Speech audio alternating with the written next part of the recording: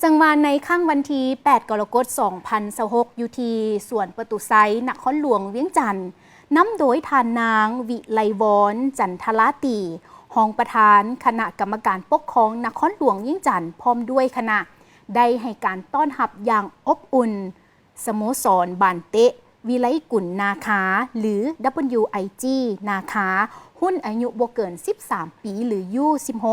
ภายหลังกลับจากการคว้าแชมป์การแข่งขันบานเตะเยาวชนระดับนานาชาติในรายการไอเบอร์คัพเอสตูลิส2026ซึ่งเป็นแชมป์2 สมัยติดต่อกันอยู่ที่เมืองเอสโตลิวประเทศโปรตุเกสในระหว่างวันที่29 มิถุนายนจนถึงวันที่ 5 กรกฎาคม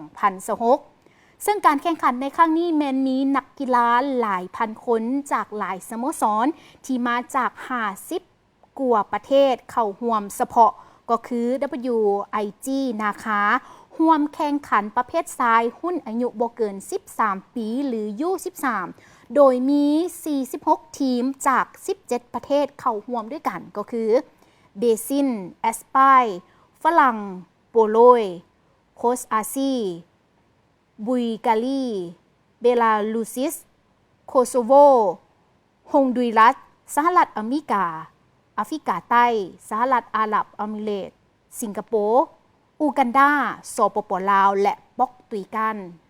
ซึ่งมาในโอกาสนี้นะท่านผู้ชมทานนางวิไลวรณ์จันทราตี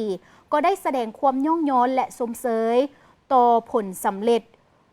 ของทั้งทัพนาคาน้อย WIG นาคาหุ้นอายุบ่เกิน13 ปีพร้อมด้วยคณะนำโดย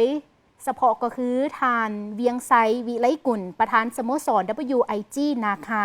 ที่ได้เอาใจใส่ในการเข้าร่วมและให้กำลังใจนักกีฬาอย่างใกล้ชิดติดแทศจนสามารถเฮ็ดสำเร็จตามที่ตั้งเป้าหมายพร้อมทั้งยืนยันจะสืบต่อสุขยู่และส่งเสริมพัฒนานักกีฬาของสโมสรเพื่อเข้าร่วมการแข่งขันในระดับต่างๆในภาคพื้นและสากลในอนาคตน้ำเติมอีกด้วย